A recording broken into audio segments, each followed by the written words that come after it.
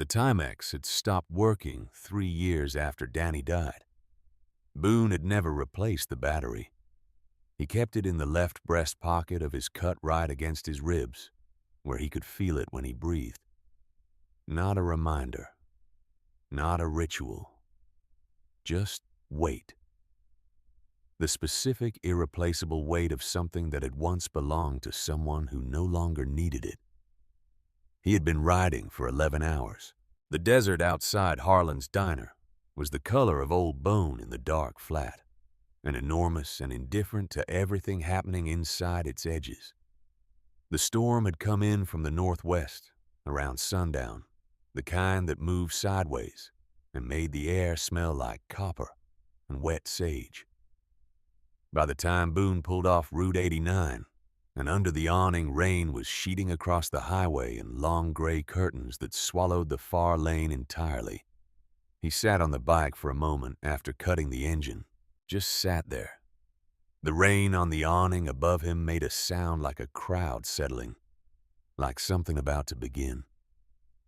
He had been coming out this way every year for 8 years now, riding alone, stopping nowhere in particular, eating when he remembered to eat. Not because the road helped. It did not help. But because being in motion was the closest he could come to feeling like he had somewhere to be. Danny had been 19 years old. Boone had been 43, sitting in a cell in Florence, Arizona, 14 months into a stretch he had taken on behalf of a brother who had 3 kids, and a wife who was sick and no viable future if he went away. It was not a decision Boone had spent a lot of time weighing. He had simply said yes and then lived in the consequences of that yes for the better part of 2 years. He had come out to a world that had kept moving without him.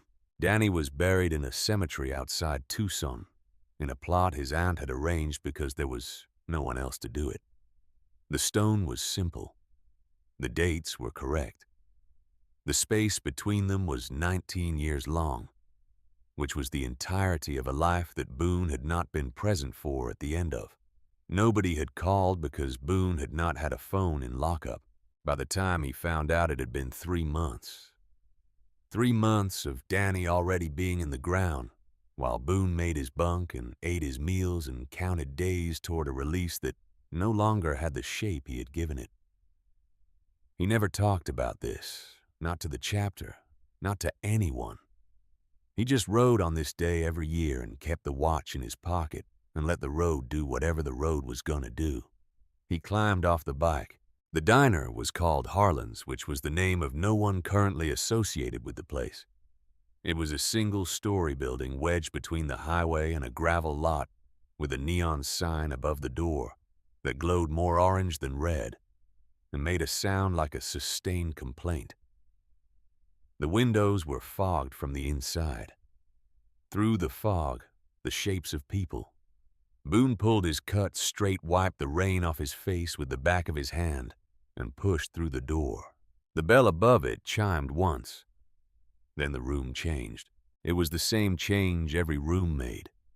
Not dramatic, not sudden.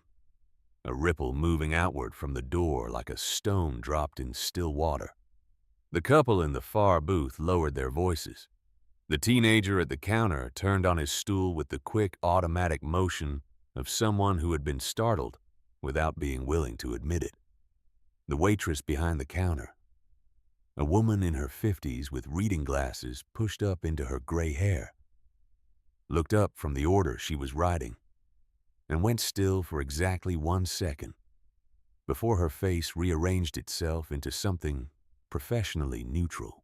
Boone had stopped registering these reactions years ago.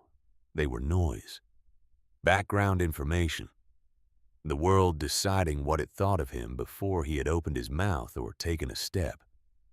He had learned not to argue with it. He had also learned not to shrink from it. He simply moved through it the way you move through weather. You could not reason with weather. You could only dress for it. He took the stool at the far end of the counter. There were 8 other people in the room. He counted them without appearing to. It was an old habit, older than the cut, older than the road. Two truckers at the window table, both with phones. The couple in the booth. The teenager. A man alone near the back eating a plate of something he was not paying attention to. And one more. An old woman at a corner table alone. She had a bowl of soup in front of her that she had not touched. Her hands were in her lap. Her back was straight in a way that went beyond posture. The straightness of a person who had decided long ago that the world would not see her slump, and had made that decision so many times. It had become simply who she was. Boone looked at her for a moment longer than he looked at the others. Then he looked away and waited for the waitress. She came over with a coffee pot. Her name tag said Norma. Her hand did not shake when she poured, which he noted because it usually did the first pour, always the hand giving away what the face had been trained to hide. "Just coffee," he said. "And whatever pie you have, apple or peach apple." She left. He wrapped both hands around the mug and looked at the counter. The rain hit the roof in waves rising and falling with the wind. The coffee was hot and bitter and real, and he drank it slowly and let the warmth work down through 11 hours of road. He was most of the way through the pie when he felt it. Not a sound, not a movement. The specific feeling of being approached by someone who had made a decision they were frightened of. He had felt it before in various contexts, in rooms where the decision being made could go badly, and in rooms where the decision was simply courage encountering its own uncertainty. He could tell the difference. He had learned to read it the way you read a road at night, by the absence of things rather than their presence. He did not turn immediately. He lifted his mug, took a slow sip, waited. The footsteps stopped directly behind him. Then the whisper. "Please, pretend you're my grandson." 7 words, small enough to be swallowed by the noise of the storm.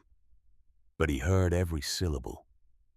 And when he set the mug down and turned slowly the way a man turns when he wants to see something clearly, without telegraphing that he is looking what he saw, stopped something in him. She was standing less than 2 feet away, 89 years old if he had to guess. White hair damp at the edges where the rain had caught her before she came inside. Hands clasped in front of her chest, with the careful deliberateness of someone who needed them held still. The kind of woman who had spent decades running a household, or a classroom, or a desk. Someone whose spine had been built by decades of standing straight when other things wanted to bend. But it was her eyes. Her eyes were not confused. They were not lost. They were not the eyes of an old woman who had wandered in out of the storm and didn't know where she was. They were sharp and steady and completely, entirely terrified. And the terror in them had a quality that Boone recognized. It was the terror of someone who has already calculated every other option and found them all closed. She had come to him because there was no one else left to come to. "Please," she said again, barely a breath. "I know how this sounds. I know what you must think of me. But I don't have time to explain everything, and I need you to trust me. And I need you to say yes right now." Boone looked at her for a long moment. Then he looked past her at the room, the truckers at the window, the couple in the booth, the teenager with his back turned, the man eating without tasting his food, Norma behind the counter pouring coffee for someone without meeting anyone's eyes. Nothing obvious. He looked back at the old woman. "You're scared," he said. It was not a question. "Yes. Of something in here." "Not yet." She glanced toward the door. Her eyes moved fast and came back faster. Just for a second, but soon. "Who?" Her lips pressed together. Her clasped hands tightened. I can't say it out loud. Not here. Not yet. Please. I know you have no reason to help me. I know how you look, and I know how other people look at you. And I am not other people. I am an old woman who has made very few mistakes in her life. And I am asking you, please. Boone had been asked a lot of things in his life. He had been asked to fight and to run and to carry weight that was not technically his to carry. He had been asked to be loyal and to be silent, and to take the consequences of decisions made by other people. No one had ever asked him like this, not with that specific combination of dignity and desperation held together in the same breath. Neither one canceling out the other, both of them completely real. He looked at her for one more second. Then he turned back to the counter, picked up his coffee mug, and said it loud enough for the room to hear. Grandma, I told you to wait in the car. The silence that followed lasted exactly 3 heartbeats. Then, the woman behind him exhaled. Long and slow and trembling, the breath of someone who had been holding it far longer than they should have, and she pulled out the stool beside him and sat down. Her posture remained perfect even as her hands still clasped. Finally came to rest on the edge of the counter. Norma appeared. Her expression could not quite decide what it was. Get you anything, hon? Tea, the woman said. Hot with lemon if you have it. Sure thing. When Norma left, Boone kept his eyes on the counter and spoke without moving his lips. Much the sound pitched precisely to carry to the woman beside him, and no further. 60 seconds before I need more than I'm scared. Talk. The woman's name he would learn later was Ruth Callahan, but that was later. Right now, she was folding her hands on the counter with her spine absolutely straight and beginning to speak in a voice that was low and steady and gave nothing away. They have been following me since Flagstaff, she said. How many? The car I've seen. Black, large, an SUV. 2 men inside that I could count. She paused. There may be more. How long? 2 days. 2 days. He turned that over without showing it on his face. In his peripheral vision, he could see the rain against the window and the darkness beyond it and the gravel lot where 3 or 4 cars sat. None of them the black SUV she was describing. Not yet. Why, he said, the sound that came from her then was not a sigh. It was the controlled release of something much heavier than a sigh. Pressed down into that single quiet exhalation. As if she had been carrying the answer to that question for a very long time, and was now finally about to set it down. My husband, she said. His name was Edwin. Edwin Callahan. He worked for 31 years as a senior auditor for Maricopa County. She stopped. Her jaw moved slightly. The small movement of someone deciding how much of a thing to say at once, and then deciding to say all of it. In his last year, he found something he was not supposed to find. Numbers that did not add up. Money being moved in ways that money should not be moved. Boone said nothing. He was not a reckless man, Edwin. Ruth's voice remained perfectly level, and somehow that steadiness made it worse. He was methodical, careful. He spent 8 months verifying what he had found before he said a single word about it to anyone. 8 months of working alone, double-checking everything, making sure there was no other explanation. What did he find? $14 million, she said. Moved over 6 years in pieces small enough to avoid automatic flags. Shell companies. Contracts awarded to businesses that existed only on paper. grants approved for construction projects that were never built. She looked at the surface of her tea. The money traced to 3 individuals. 2 of them are names that most people in this state would recognize. Politicians. And the third holds a position that makes him difficult to touch, even with evidence. She set her mug down with a small, precise movement. Edwin went to a colleague first, a man he had worked alongside for 20 years. He believed the man was trustworthy. What happened? She was quiet for a moment. The rain against the roof rose and fell. Edwin was dead 11 weeks later, she said. The official cause was a heart attack. Boone said nothing. He had never had a single problem with his heart, Ruth said. Not one day in his life. The front door of the diner opened, not dramatically, not with a bang or a gust, just the soft sound of a glass door.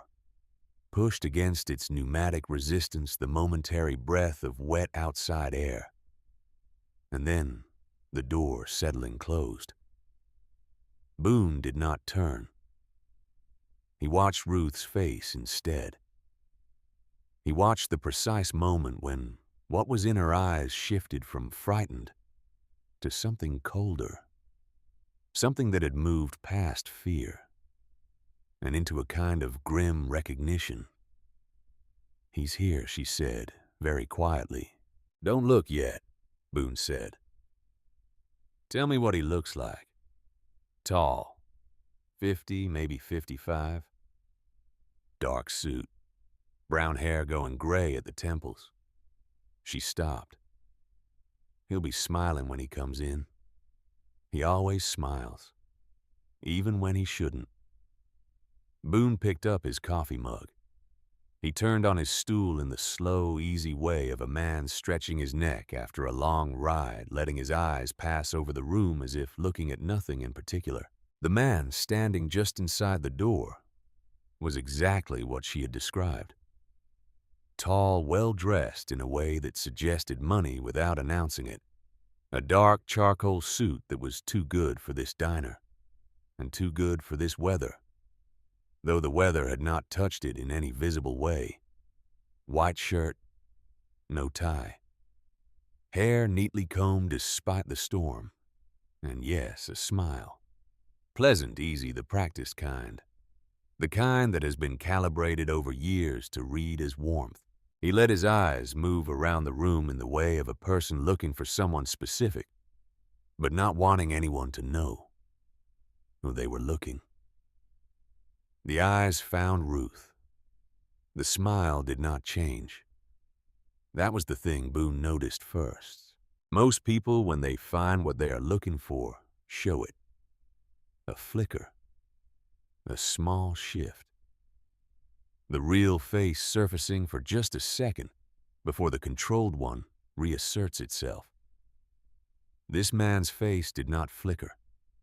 It simply held its configuration exactly the same, as if the face and the reality behind it had been disconnected long enough that the habit no longer required reality to operate. The man came forward, unhurried, smooth. The walk of a person who had never not once felt the pressure of needing to move faster because things were not going his way.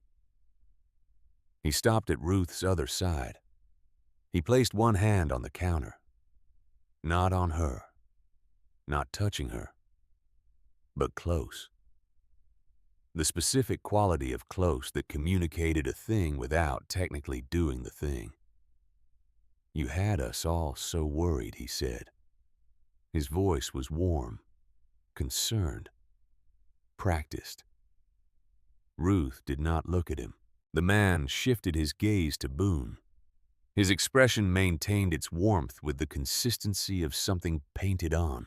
I'm sorry if my mother has disturbed your evening. He said it with the ease of someone who had said similar things many times. She has a tendency to wander, especially when she's confused. We've been looking for her for hours. He reached into his jacket with practiced ease and produced a business card, which he set on the counter in front of Boone.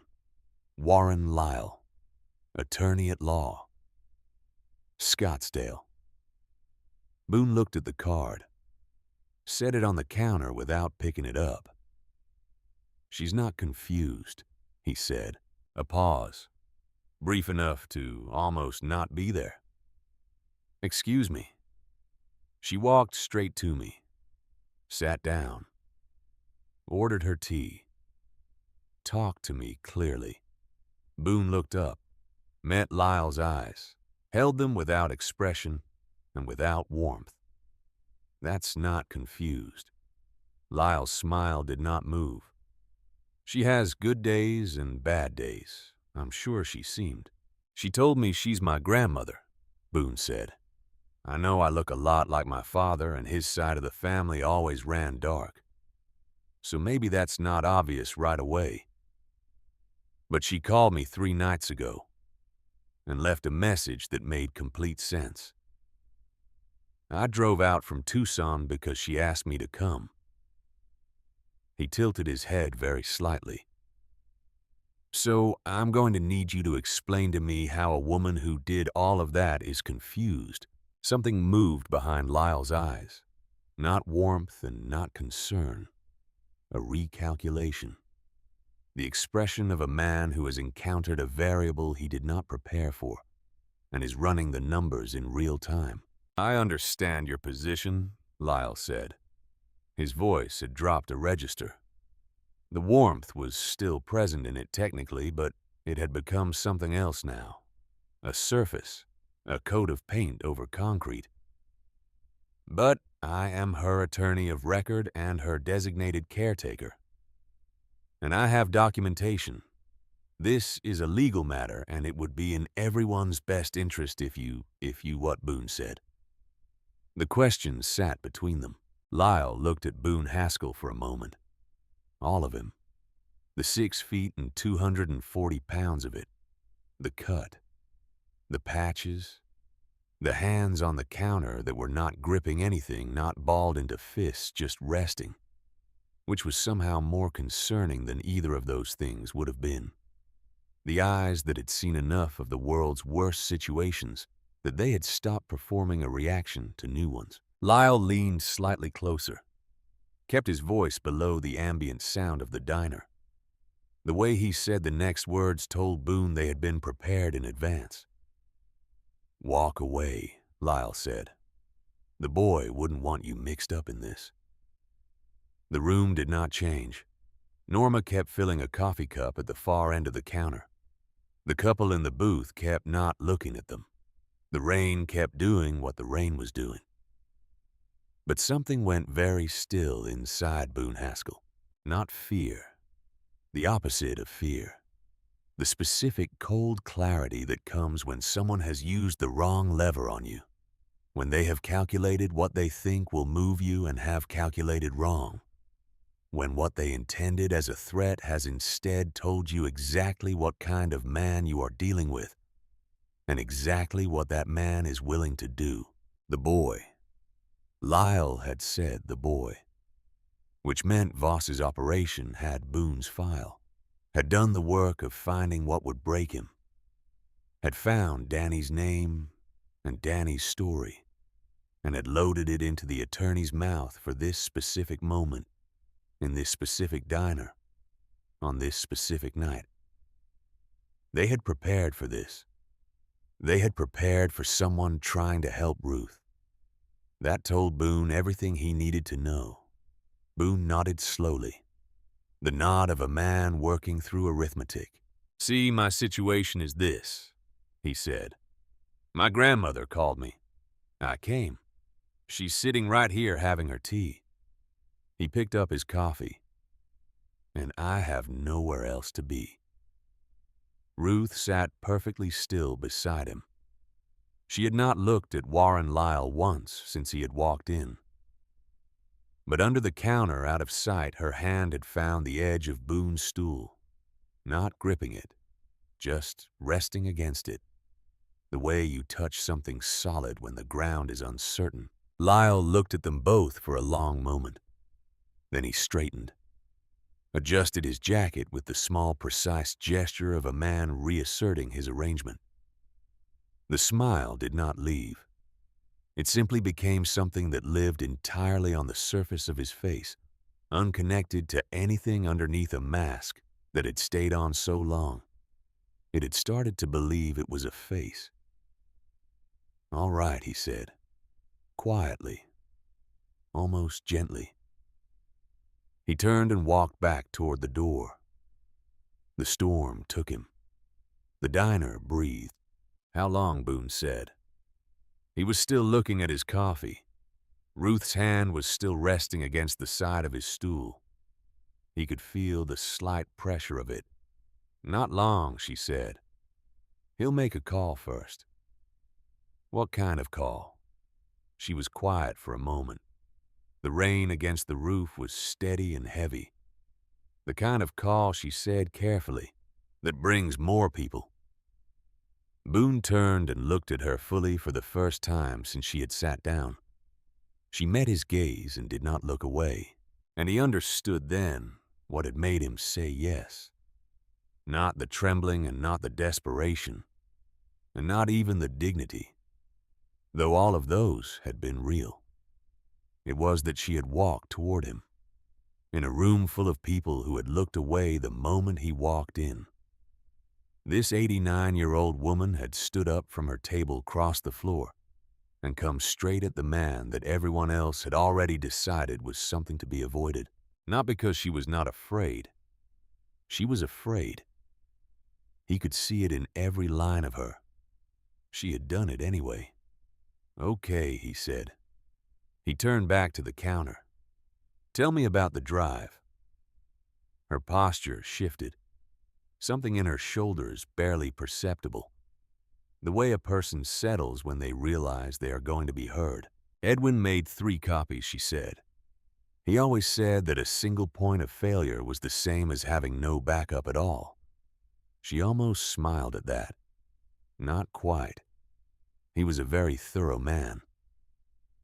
"Where are the other 2?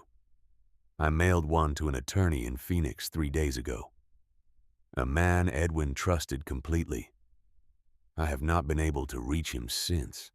The almost smile was gone. "The second was at our home in Scottsdale. I left before I could retrieve it. I don't know if they have found it by now." "So, the copy you're carrying may be the only one that still exists." "Yes." She met his eyes. "Which is why I need to get it into the right hands. A federal agent, a prosecutor, someone entirely outside the county system."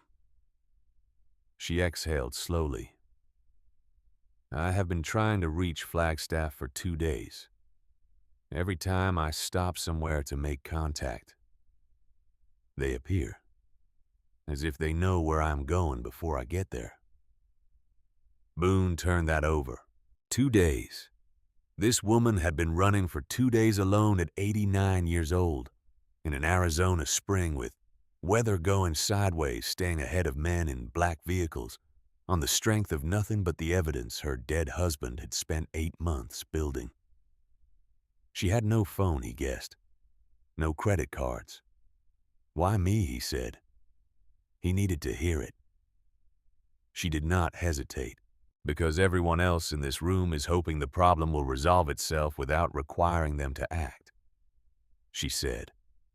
"You are the only person here who has ever had to face something directly and live with the result." She paused. "I could see it the moment you walked in. The way you carry yourself. You're not afraid of consequences. Most people are. That's why they look away." She looked at him. "I don't need someone unafraid of everything. I just need someone who isn't afraid of this." Boone put his coffee mug down. He did it slowly with the care of a man who is thinking through something and is not going to stop thinking about it just because a decision has already been made. He reached into his jacket and found his phone and kept it below the counter level. and sent a single text to a number he had not used in 6 weeks. Then he waited.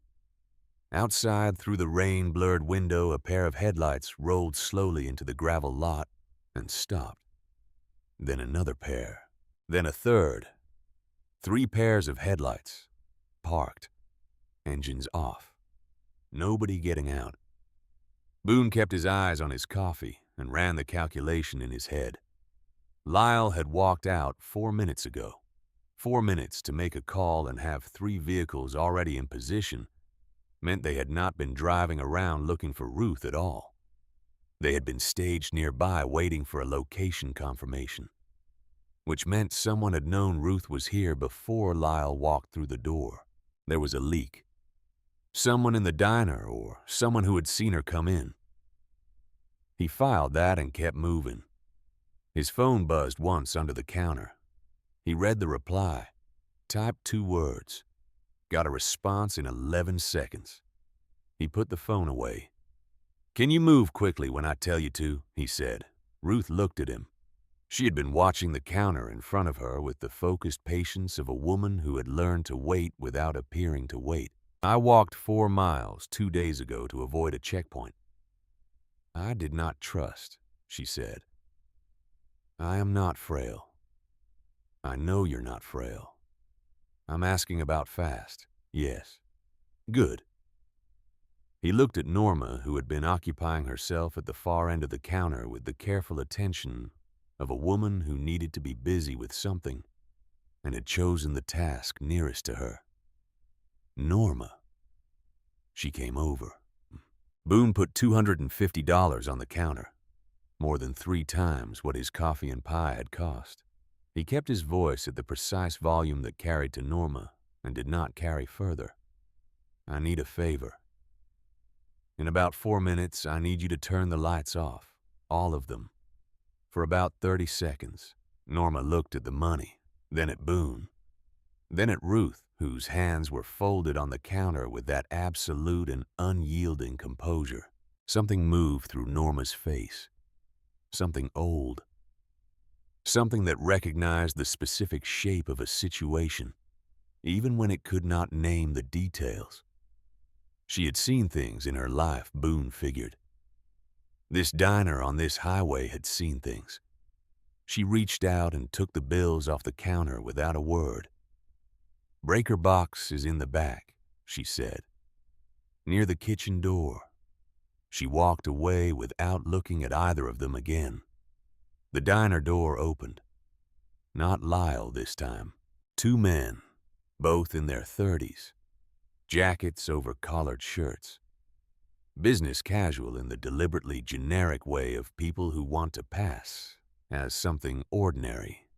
One was broad through the neck and shoulders with the specific build of a man who had spent years in a job that required physical authority.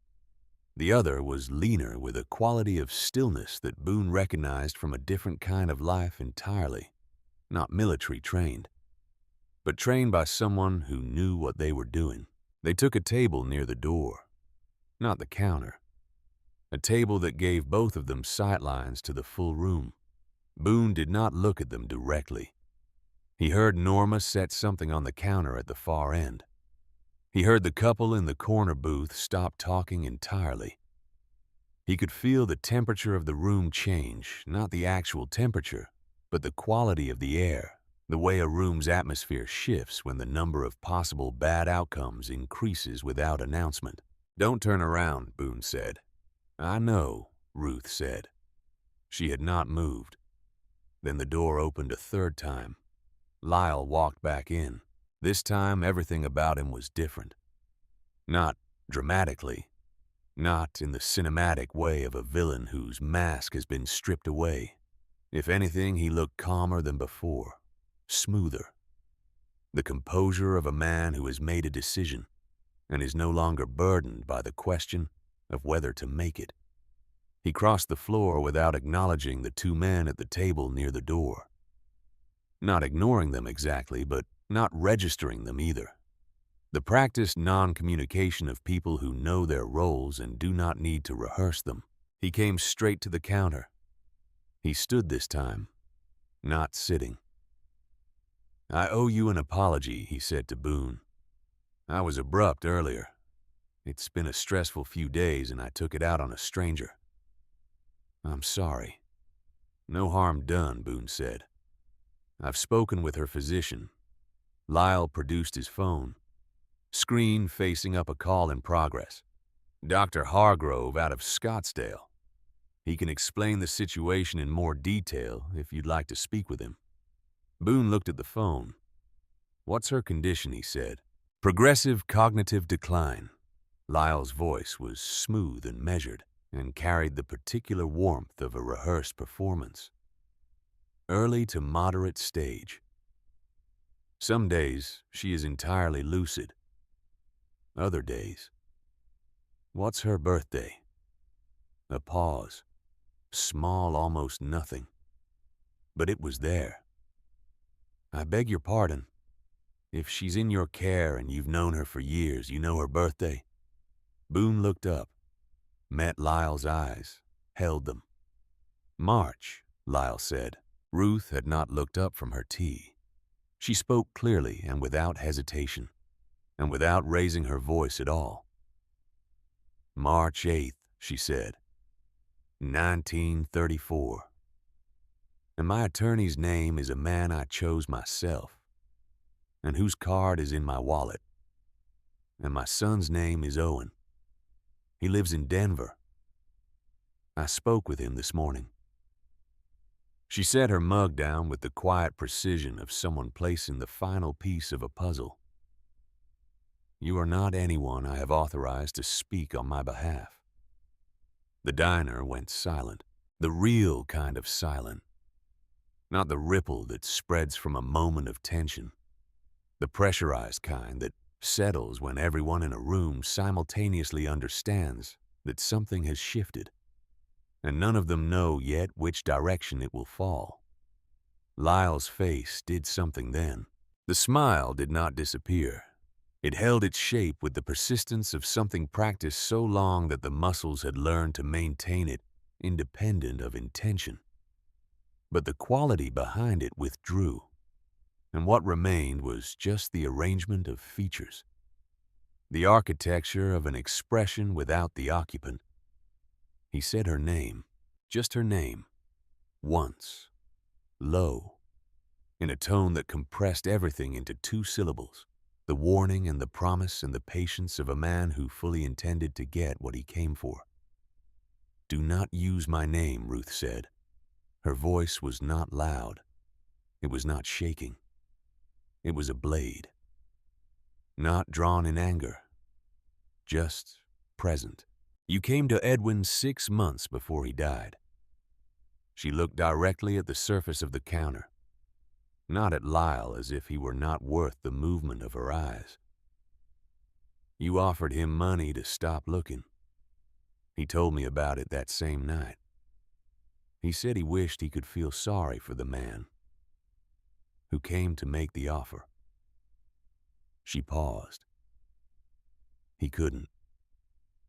And you said his name at his funeral, the way people say a name when they have been waiting to bury it.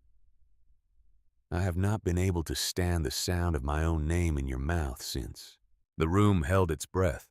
Boone had been in a lot of bad rooms in his life, had heard a lot of things come out of a lot of people's mouths in moments when the normal rules of speech had been suspended. But there was something in those sentences, the precision of them, the way decades of contained grief had been pressed into something hard and sharp, and exactly as long as it needed to be, and no longer. And the fact that she had known from the beginning exactly who Lyle was and what he had tried to do to Edwin, and had said nothing until this moment when saying it did the most damage. Lyle looked at Boone. The calculation was open now, no longer pretending to be anything else. "Whatever she has told you," he said, "you are in a situation you don't fully understand, and I am giving you the opportunity to remove yourself from it before that becomes a problem for you personally." That sounds like a threat. It's a courtesy. Boone leaned back slightly on his stool. tilted his head a fraction. The thing about courtesy, he said, is that it usually runs both directions. Lyle held his gaze for a long moment.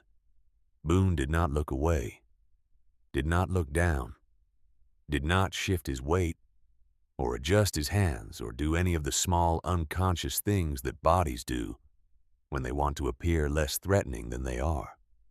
He simply sat with the coffee mug within reach and looked back at Warren Lyle, with the flat, unhurried patience of a man who had been in rooms that ended badly and had always walked out of them.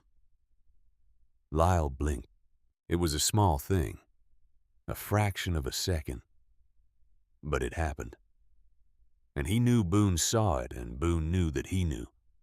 And in that cracked open moment, something behind the controlled exterior showed itself. Not fear, exactly. More like the recalibration of a man who has spent a long time being the most prepared person in any given room and has just met a room that prepared for him. He looked away. A slight signal passed between him and the two men at the door table. Then he looked back at Boone.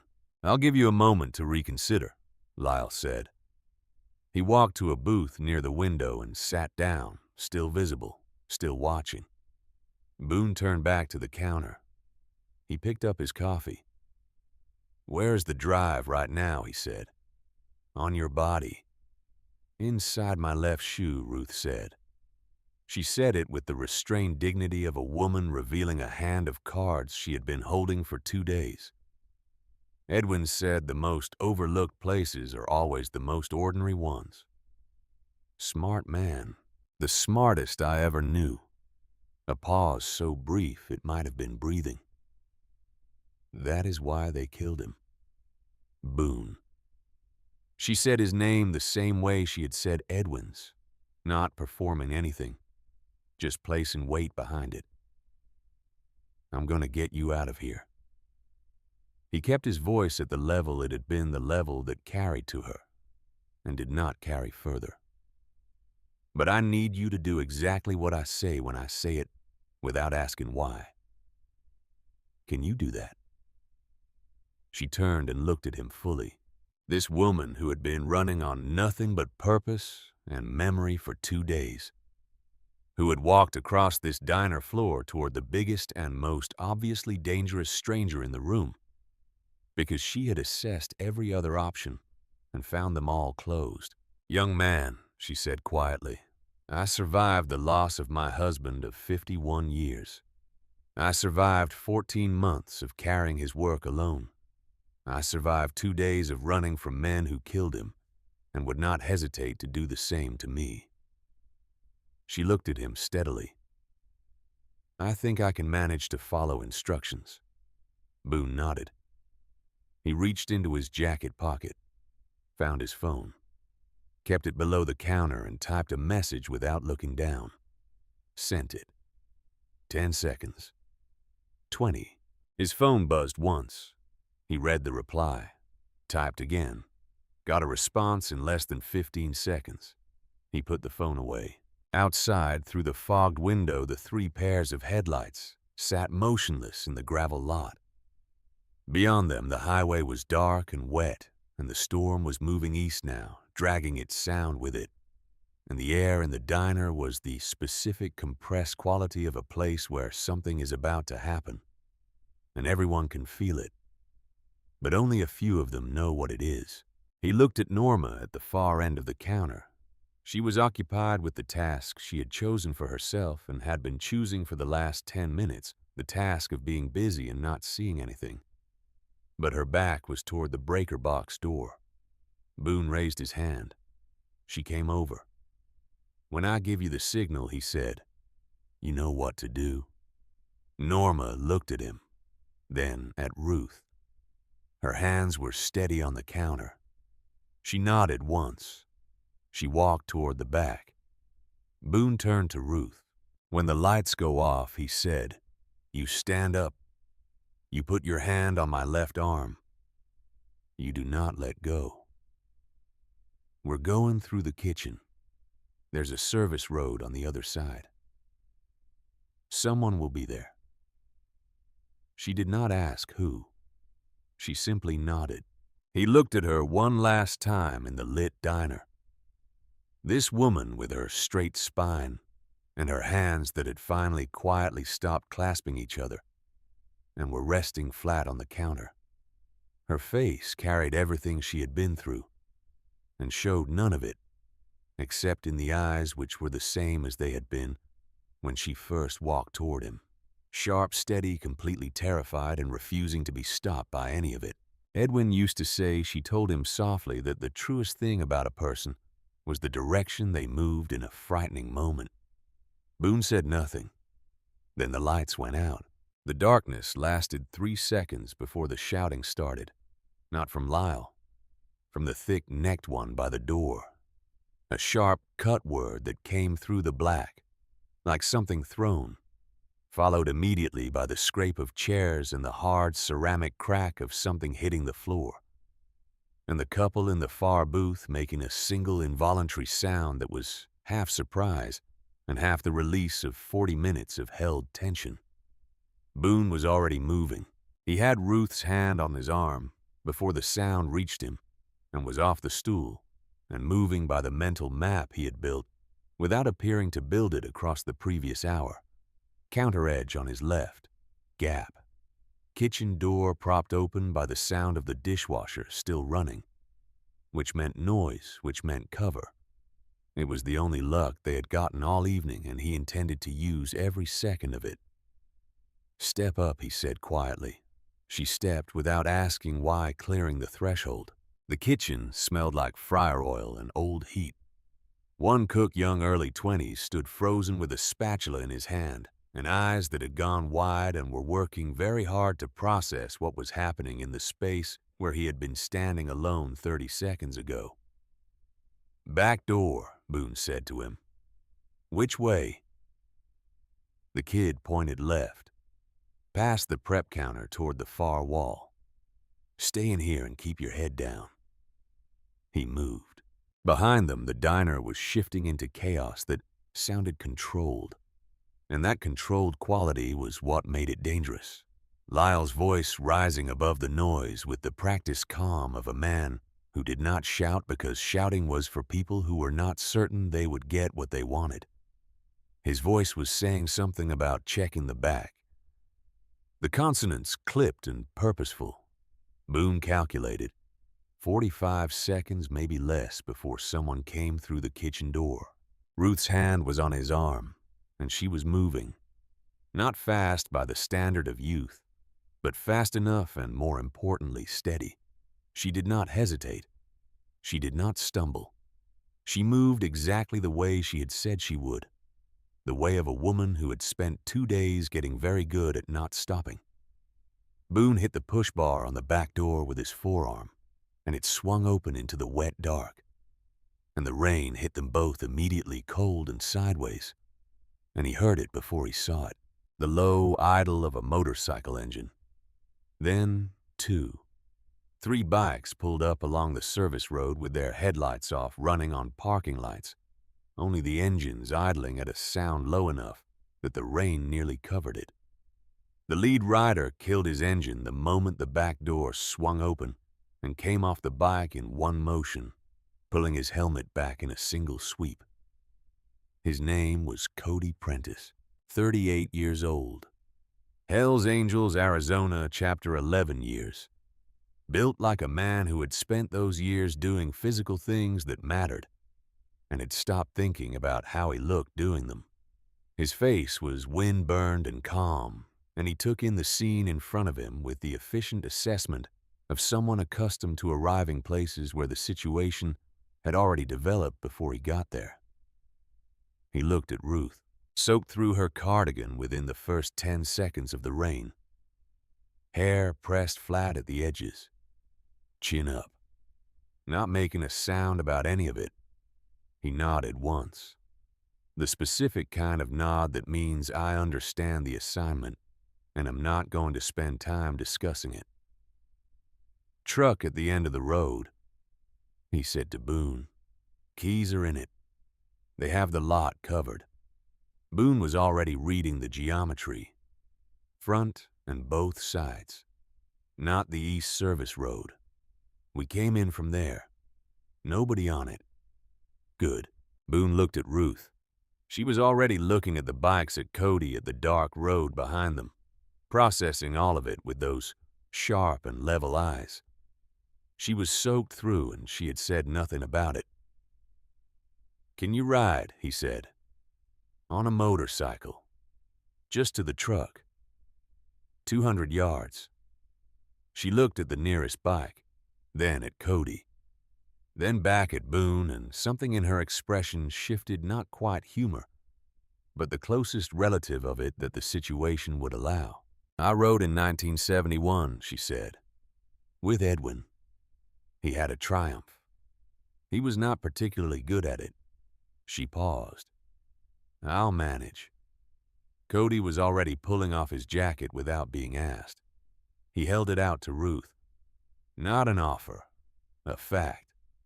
Put this around your shoulders." She took it. "Thank you." "Yes, ma'am." They moved. Cody got on first, and Boone helped Ruth up behind him. Her movements deliberate and slower, but not weak. The movements of someone who understood the mechanics of what they were doing and was not going to be rushed into doing it incorrectly. She gripped Cody's midsection with both arms, and Boone thought, not for the first time in the past hour, that this woman was something entirely different from what the word 89 had ever suggested to him before. Boone got on the second bike. The second rider settled in behind him without a word, the way experienced riders do when the situation has been read, and words would only slow things down. The third bike peeled off first, heading north on the service road with its headlight on and its engine deliberately loud, drawing attention toward the wrong side of the building. Cody waited 4 seconds, then pulled out smooth and slow, no headlight running on memory of the road and the parking lights of the truck visible 40 yards ahead through the rain. Behind them, Boone heard the kitchen door bang open. Someone coming through. He calculated the distance and the angle and the time it would take someone moving fast to cover the ground between that door and the end of the service road. And the answer was not enough time. They were already past the midpoint. The truck was an old Chevy long bed, dark blue, exactly where Cody had said it would be. Boone was off the bike and had the passenger door open before Cody had fully stopped. He helped Ruth down from the back of the bike. Her hands were cold. He could feel it when he gripped them. He got her into the passenger seat and came around to the driver's side. "Boone." Cody's voice, low. Boone turned. Cody was looking back toward the diner. The beam of a flashlight was sweeping around the east side of the building. Someone had thought of the service road faster than expected. "Go," Cody said. "We'll keep them occupied." Boone did not argue. He got in, found the keys where Cody had said they would be turned the engine over. It caught on the first try. He pulled forward onto the service road and turned north without lights, and did not turn them on until he hit the paved county road and pointed the truck north. Behind them, nothing for 3 seconds. Then he saw them. Headlights sweeping out onto the county road. One vehicle moving fast. He pushed the truck harder. The county road ran straight and long through the desert dark, the rain making the surface reflective and slightly unpredictable under the tires. The truck handled it solidly, old American steel. He could feel the weight of it absorbing the road instead of arguing with it. Ruth sat with her hands in her lap, Cody's jacket across her shoulders, watching the passenger side mirror with the focused attention of someone tracking a variable they have been watching for 2 days. "They're following," she said. "I see them." "How far back?" "Quarter mile. Maybe less." He thought fast. There was a junction coming up in a little under 2 miles. Route 89 splitting northeast and southeast. If he took the northeast fork toward Flagstaff, and they stayed behind him, the gap would likely close before he got there. If he took the southeast fork, he bought time but gave up the only destination he had currently mapped. "We're not going to Flagstaff," Ruth said. He glanced at her. "I've been trying to reach Flagstaff for 2 days." She was looking straight ahead now, not at the mirror. "Which means for 2 days they have been expecting me to go to Flagstaff." She looked at him. "Edwin always said never go where they expect you. Go where you decided 30 seconds ago." Boone stared at the road for a half-beat. Then he said, "Where did I just decide?" "You tell me. You know this state." He thought fast. Position, resources, distance. Who he knew within a drive rather than a text. Who was not in any system that could be searched or flagged or called up on a screen somewhere. "There's a man named Garth Dillon," he said. "Lives outside Wickenburg, about 45 minutes east. Used to carry a federal badge. He's been out of the system for years. Out how long? 7 years. Maybe 8. Which means his name won't surface on any active contact list. That's the idea." He paused. "And he owes me." Ruth considered this for exactly the length of time it deserved. "All right," she said. Boone reached the junction and took the east fork without slowing. The tires complained slightly on the wet curve, and behind them, the pursuing headlights took the corner too. Still there. Still the same distance. He kept his hands steady on the wheel. His breathing was controlled. His mind was running through the variables with the quiet efficiency that had always come to him in situations that had compressed down to their essentials when the noise fell away. And what remained was only what was actually true. What was true was this. He had an old woman in the passenger seat carrying the only surviving copy of evidence that had already gotten her husband killed. He had one vehicle following him on a wet highway at night. He had a contact roughly 40 minutes away who might be reachable by a road the people behind him could not anticipate. And he had the road itself, which he knew the way he knew his own hands. There was a grade coming up in about a mile.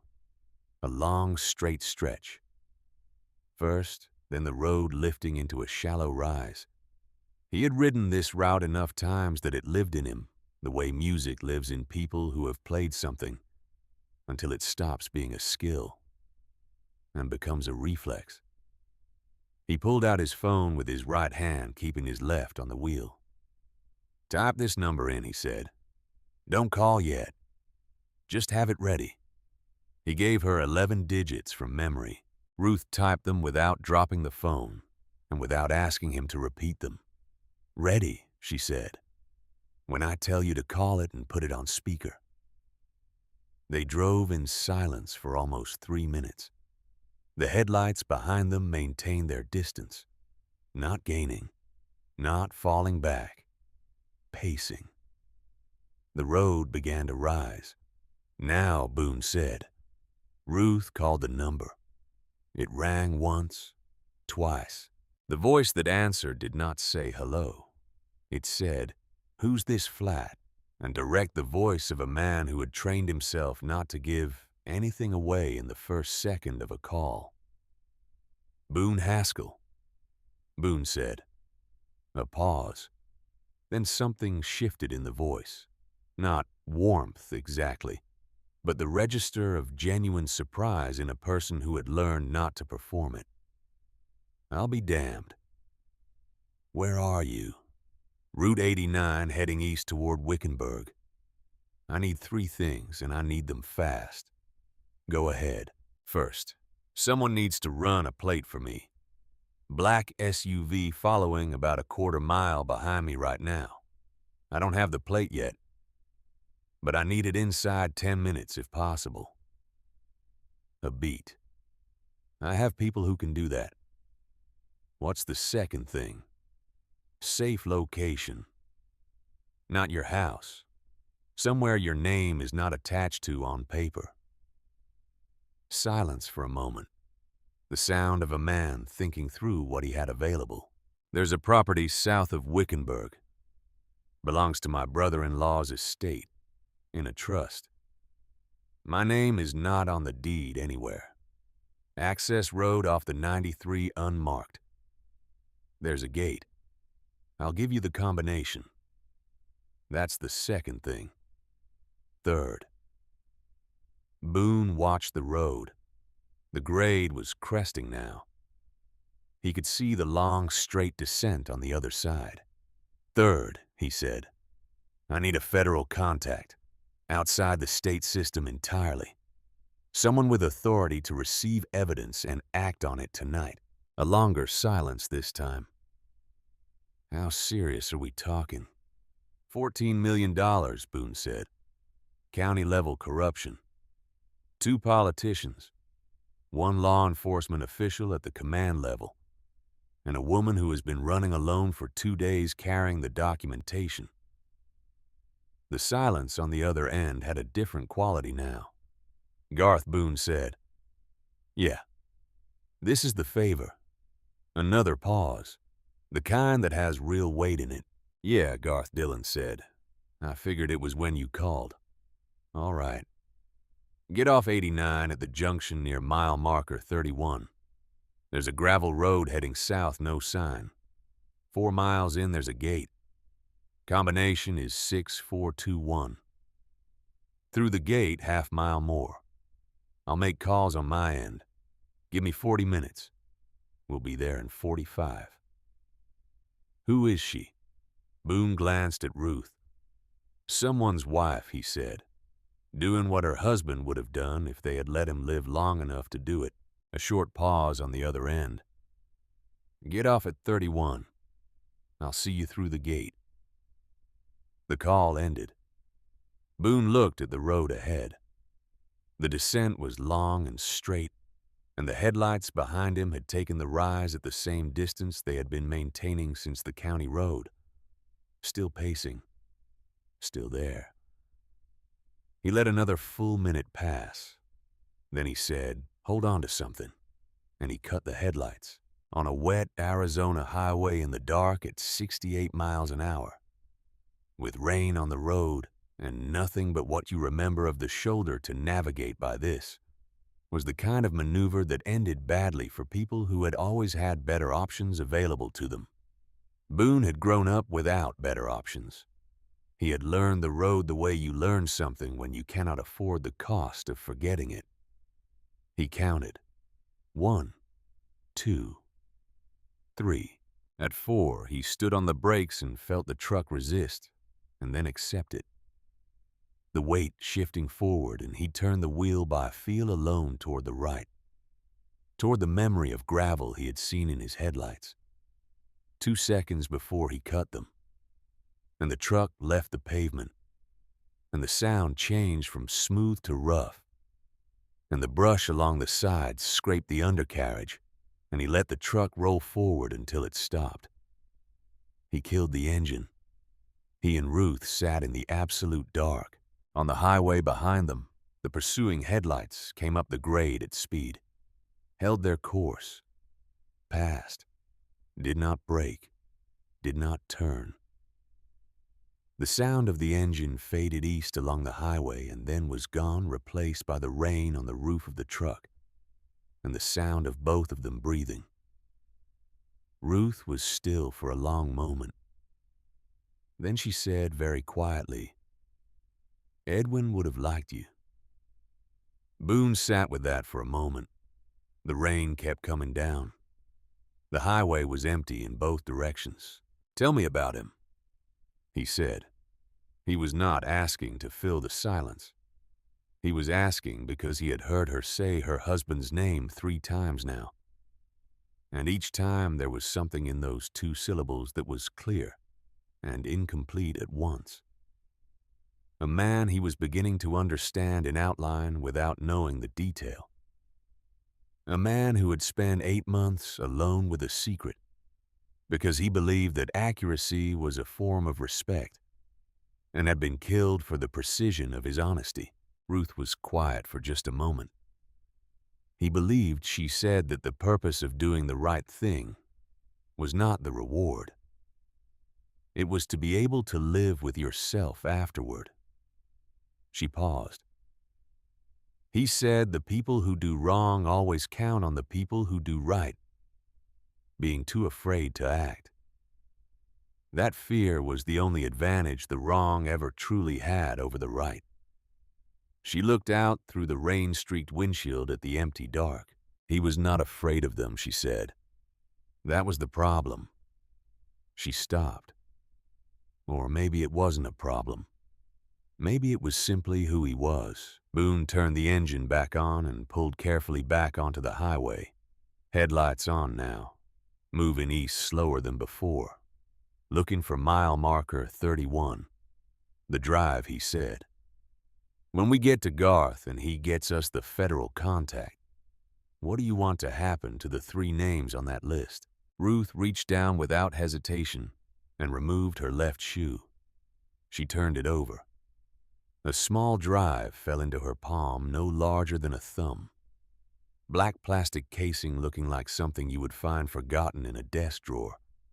She held it and looked at it for a moment with an expression that was not triumph and was not relief.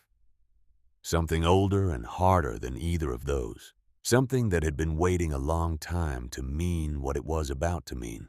Whatever Edwin believed was supposed to happen. She said when the truth got into the right hands. She closed her fingers around it. He believed it, even at the end, even knowing what it was costing him. He believed in it. She looked at Boone. So do I. He nodded and said nothing. He pointed the truck east and drove. Mile marker 31 appeared in the headlights, and he took the South Fork without slowing. Gravel under the tires. The road narrow and uneven with the kind of surface that had not been maintained, because it was not meant to be found by people who were not looking for it specifically. The desert on both sides was dark and close, and the rain had finally begun to slow dropping from assault to presence. The sound of it changing on the roof of the truck. 4 miles and the gate appeared. Metal frame, combination lock. He stopped the truck, got out into what was left of the rain, worked the numbers Garth had given him. 6, 4, 2, 1. The lock opened. He drove through, left the gate behind him, went another half-mile on a road that became more suggestion than fact, until the shape of a structure appeared in the headlights. Low, dark, a ranch building that had been kept but not showcased. The kind of place where the goal was function and privacy, not impression. A single light came on inside as he cut the engine. Not overhead lighting. Something lower. A lamp. The kind of light that says, I am here, but I am not announcing it. Boone got out first. He came around to the passenger side and helped Ruth down. The ground was wet and uneven, and she took his arm without comment, and they walked toward the building together. The man who opened the door was Garth Dillon, 62 years old, shorter than Boone by 4 inches and broader through the chest and shoulders than anyone his age had a right to be. Gray hair cut close, the particular stillness of a man who had spent years in rooms where stillness was an operational requirement and had never fully turned it off after he left. He looked at Boone.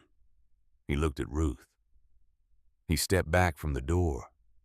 Come in, he said. Inside it was warm. Someone had left the heat running. There was a folding table with 3 chairs, a laptop, a legal pad, a pen, and 2 phones, one of which was still in its packaging. Sit, Garth said. He was already moving to the table. He opened the burner, powered it on, set it in front of Ruth. I reached out to a contact while you were driving, he said.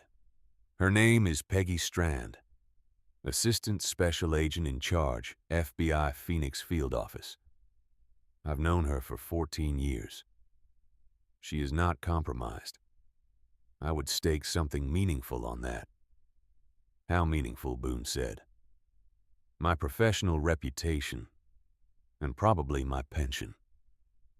He looked at Ruth. She wants to speak with you directly before any transfer of material. She is ready when you are. Ruth's hands were on the table folded. She had not removed Cody's jacket from her shoulders.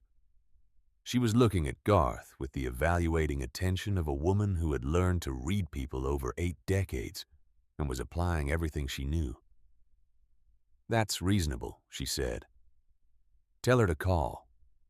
Garth looked at her for a moment with an expression that adjusted, not softened, but adjusted. Like a man who had expected one thing and encountered something with different dimensions. He picked up the burner and dialed. Then he set it on the table between them. It rang twice. The voice that came through was measured and precise, and awake in the way that senior federal law enforcement is awake at midnight when something important has found its way to them. Mrs. Callahan, the voice said. Yes, I've been briefed on the outline of your situation.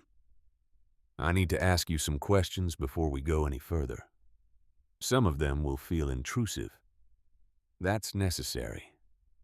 I need you to understand that going in. Ruth looked at Boone. He kept his face still. This was her call. Everything from this point was her call. Ask, she said. What followed was 20 minutes of the most methodical interview Boone had ever listened to without participating in. Strand asked about Edwin's employment record, his specific access within the county auditor's office, the timeline of when the discrepancies first appeared, and when Edwin first began documenting them, who he had spoken to, and in what order, how the documentation had been created and preserved, and exactly when and how Ruth had come to be in sole possession of the primary drive. She asked about the attorney Ruth had mailed the backup copy to. She asked about Owen's phone call. And she asked about Warren Lyle by name. There was a pause before she said that name.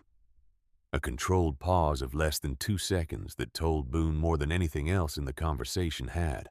Ruth answered everything, without hesitation, and without embellishment, and without a single word she had not already decided to say.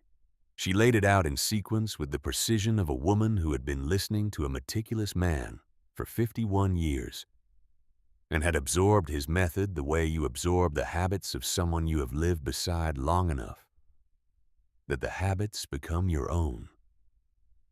When she finished, there was a silence on the line. Mrs. Callahan. The third name. The one your husband traced the money to beyond the politicians and the developer. I need that name. Ruth looked at Boone. He kept his face completely still. This was not his decision. She looked at the phone. His name is Chester Voss, she said. He is the assistant sheriff of Maricopa County. The silence this time was longer. Garth, who had been standing against the wall with his arms crossed and his face arranged in the careful neutrality of a man who had heard many things and trained himself not to register them visibly, uncrossed his arms. Slowly. The movement of a body responding before the mind gave permission. Say that name again, Strand said. Chester Voss, Ruth repeated. Edwin had 11 months of documentation on him specifically. Account transfers, contract approval chains, communications. Edwin believed that Voss was not merely a recipient but the architect. The politicians and the developer received money. Voss designed the mechanism and controlled it. Boone heard Garth exhale through his nose, a sound so small it was almost nothing. But Garth was not a man who made involuntary sounds. Chester Voss, Strand said, as if she were writing it down carefully and checking the letters. Mrs. Callahan, I need you to understand what you have just said and what it means for the next steps. It means, Ruth said quietly, that we cannot use any law enforcement channel at the county level. and possibly not at the state level depending on how far his relationships extend. That is correct, Strand said. And it means this conversation needs to remain completely contained from this point forward. She paused. Mr. Dillon, are you on the line? I'm here, Garth said. I need the drive contents transmitted to a secure portal tonight. I will text you the access credentials on a clean channel. I want the originals in my hands within 48 hours. And I want Mrs. Callahan in a secure location until I can arrange a formal protective presence that has no connection to county or state infrastructure. She paused again. Can the person who got her here facilitate that? Boone leaned toward the phone. Yes. Good. She was already talking to someone in the background, the phone not fully away from her mouth, her voice dropping below the register of the speaker for a moment. Then she came back. I'm initiating a formal request to bypass county law enforcement channels on this matter entirely. That will take time. The evidence needs to be in my hands first. Are you ready to transmit? Garth had already opened the laptop. He talked Ruth through the steps without using technical language, translating each instruction into plain action. Ruth followed without asking for repetition, her hands moving with the careful deliberateness of someone who understood that each step mattered and was not going to rush through one to get to the next. The progress bar appeared on the screen. Running, Garth said. They waited. The rain had stopped entirely now. The desert outside the small ranch building was very quiet. Somewhere in the dark, Cody was still out there maintaining his position, watching the highway. Boone had not heard from him since the truck left the service road, which was exactly right. No news meant nothing had changed. He kept his phone in his hand anyway. The progress bar moved. At 41%, Garth's phone buzzed on the table. He looked at it. His expression did not change, but the set of his jaw shifted by a small, precise amount. He looked at Boone. Boone's own phone buzzed in his hand at almost the same moment. He looked down. A message from Cody. 4 words. 3 vehicles. Moving east. He read it twice. Set the phone face down on the table and looked at Garth without saying anything. Garth read the look. How far out, Garth said. They're on 89. If they know this location. They don't, Garth said. This property is not connected to me anywhere in writing. You certain? A pause. Half a second. I'm certain. You hesitated. I was thinking. Garth moved to the window. He did not open it. He positioned himself where he could listen to what was outside without changing what was visible from outside. My brother-in-law, Garth said. His name is Stewart. We have not spoken in 3 years. He knows about this property because it was part of his family estate. But he has no connection to any of this. Could his phone be flagged? Garth turned from the window. His jaw was set in a particular way. I called Stewart, he said, this afternoon, when I was making arrangements. I told him the property would be used tonight. He stopped. I used my personal phone. Boone looked at him. Before I opened the burner, Garth said. The sequence ran through his expression like something working through a system. Connecting points he had not connected before arriving at the conclusion, with the grim precision of a man who did not permit himself the comfort of pretending he had not made the error. I called Stewart from my personal cell. I told him the location would be in use if Voss has a flag on my number. They had an hour, Boone said. At least. The upload was at 63%. How long, Boone said to Garth. Garth looked at the screen. 8 minutes. Maybe 7. 7 minutes. If Voss's people had been moving since Garth's call to Stuart, if there was any kind of monitoring on Garth's personal number, if they had identified this property through Stuart's phone and put vehicles in motion immediately, then 7 minutes was close to exactly what they had left before arrival. Boone stood.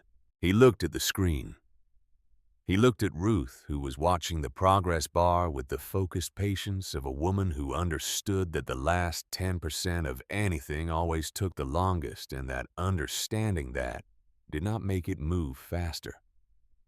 He looked at Strand's voice still coming from the speaker. "Strand," he said. "Yes. The upload is running. We may have a location compromise developing. How quickly can you have federal presence at these coordinates?" Strand did not pause. "Give me the coordinates and do not stop that upload for any reason." Garth gave her the coordinates. She was already speaking to someone in the background, her voice dropping out of the speaker's range. Boone looked at Ruth. She was sitting with her hands on the table and her eyes on the screen, and the set of her shoulders was the set of a woman who had been carrying something very heavy for a very long time, and was watching the last stage of setting it down, and was not going to look away from that screen for any reason while it was still running. "What do you need me to do?" she said. He looked at her. She was tired. He could see it now in the fine lines around her eyes, and the set of her mouth, and the way her shoulders held themselves. The tiredness that adrenaline had been holding at bay for 2 days, finally beginning to press through. But her eyes were the same as they had been when she first walked toward him in Harlan's diner, clear and steady and completely resolved. "Stay at this table," he said. "Don't move away from that screen." He looked at Garth. "I'm going outside." Garth looked at him. "Keep the upload running," Boone said. He was already moving. He went out the way they had come in, pulling the door almost closed behind him enough to keep the lamplight inside. He stood in the wet dark and listened. The rain was entirely finished now. The worst of the storm had moved east and taken its sound with it, and what remained was the desert quiet that comes after weather, the specific clean silence of a landscape that has been washed and is breathing again. He could hear his own heartbeat. He could hear the settling sound of the truck's engine cooling in the dark. He could not hear vehicles. He stood for 90 seconds, long enough to be reasonably certain he was not missing the vibration of an approaching engine. Then he moved around the perimeter of the building. Not because he thought anyone was already there, but because standing still when his instincts wanted him moving was the thing you did when you had discipline left. And discipline was the only thing that had kept this night from going worse at several points. He had made it around 3/4 of the building when his phone buzzed. Cody. Not a message this time. A call. He picked up immediately. "What?" The vehicles stopped. Cody's voice was low and precise. "All 3. About 1.5 miles back on 89.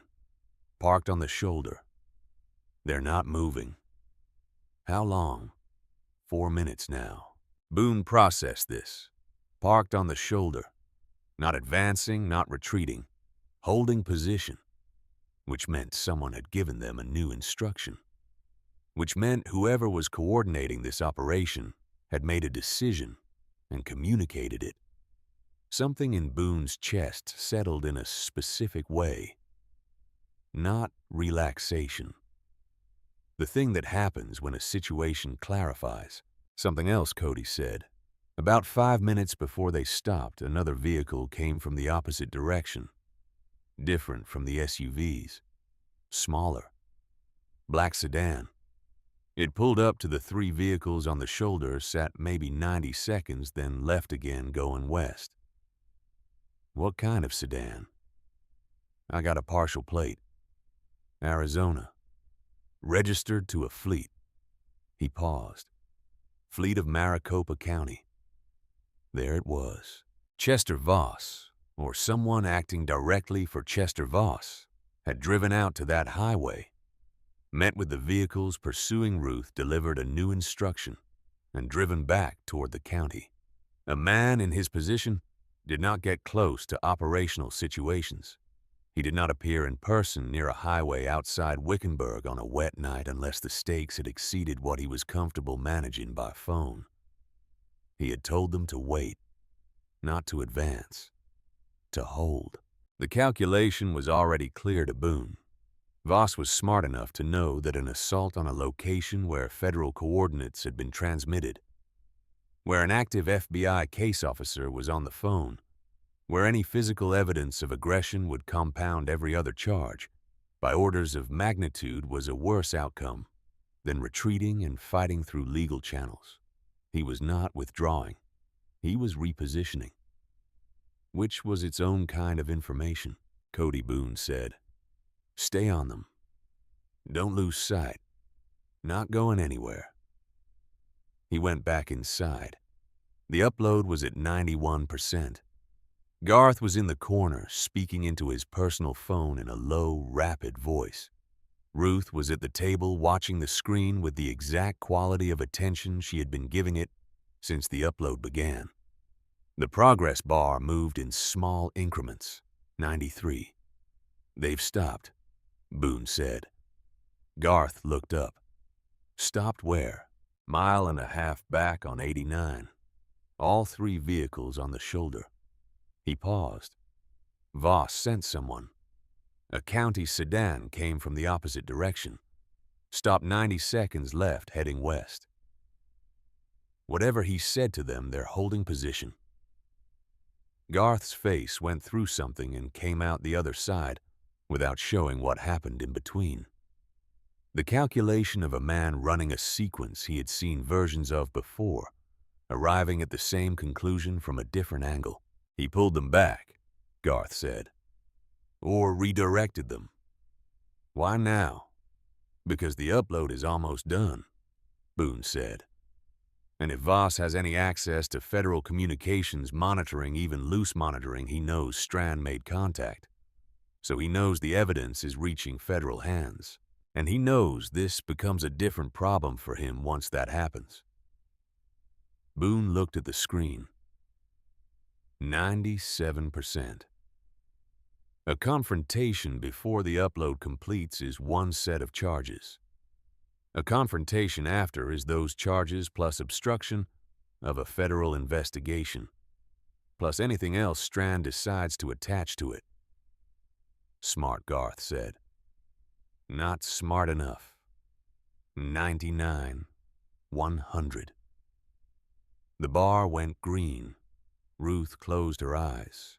She held them closed for exactly 3 seconds. Boone counted. Then she opened them and looked at the screen and looked at the drive in her palm, which she had been holding in her left hand throughout the entire upload, without loosening her grip on it. And she looked at it now, with an expression that was not triumph and was not relief. Something older and harder than both of those things.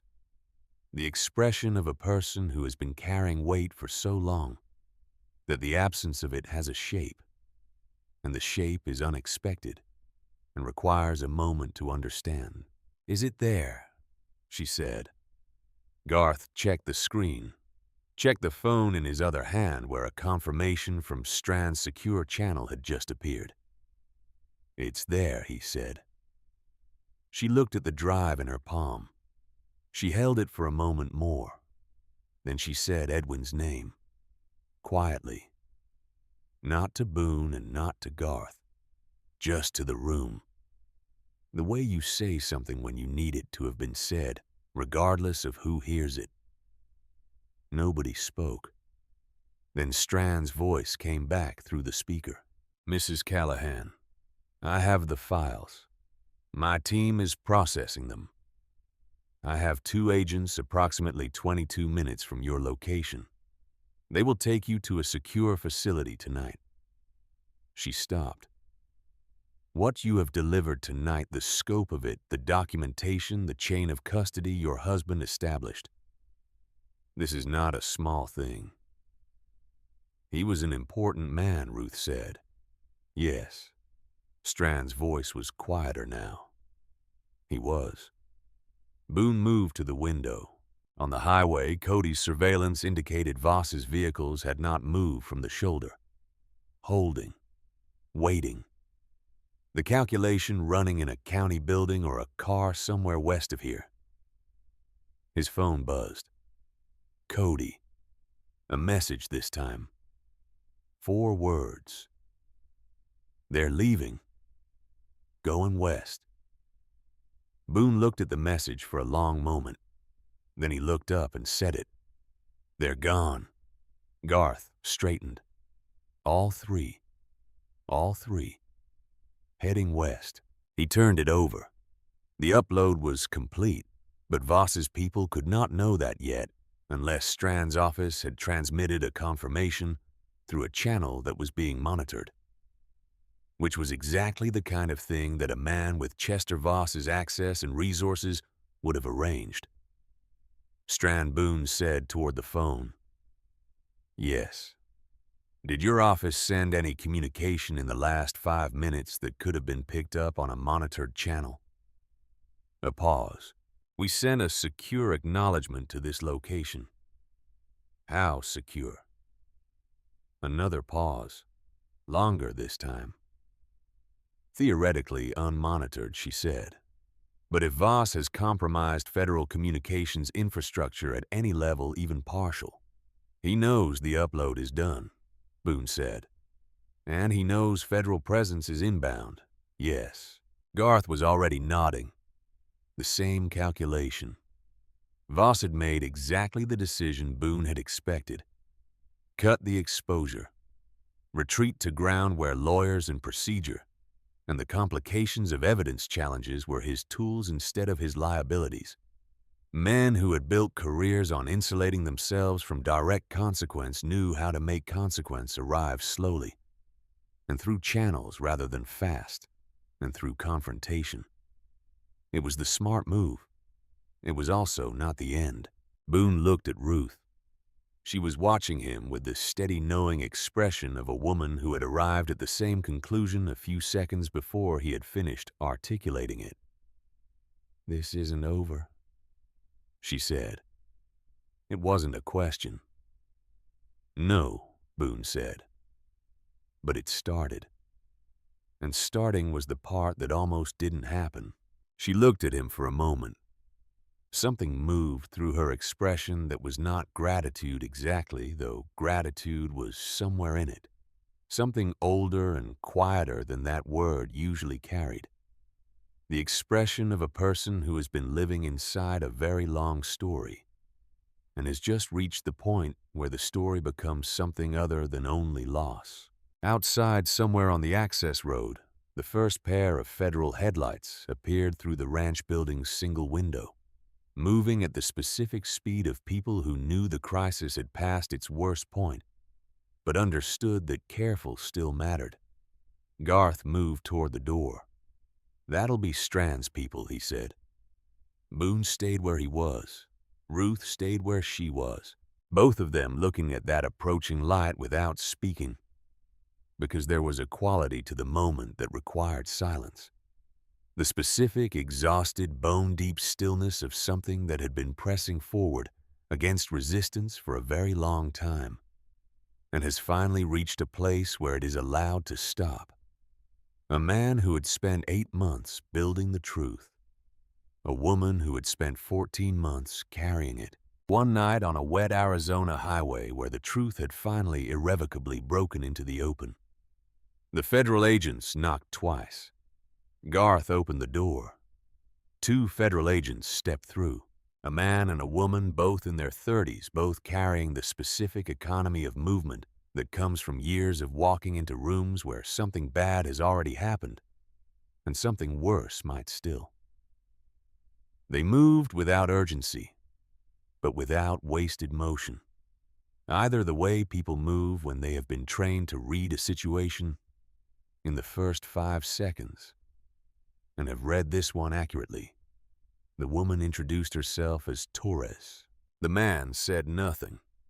He positioned himself just inside the door and kept his eyes moving across the room in a slow, methodical sweep. Cataloging, assessing, not settling anywhere in particular. Torres looked at Ruth with the particular quality of attention that professionals give to people they have been briefed on. Recognition without familiarity. The respect of someone who knows the relevant facts and has already formed a considered opinion based on them. Mrs. Callahan. Agent Strand sends her regards. She paused. Are you injured? I'm tired, Ruth said, which is different. Torres almost smiled. Yes, ma'am. We have a vehicle outside. We'd like to get you to the Phoenix field office tonight if you're able. I'm able. Ruth stood from the table. She straightened Cody's jacket across her shoulders with the small, precise gesture of a woman adjusting a blazer before stepping into a meeting. She looked at Boone and then at Garth. And there was a moment, brief and without ceremony, the way the most important moments almost always are, where she simply looked at both of them and let that be sufficient.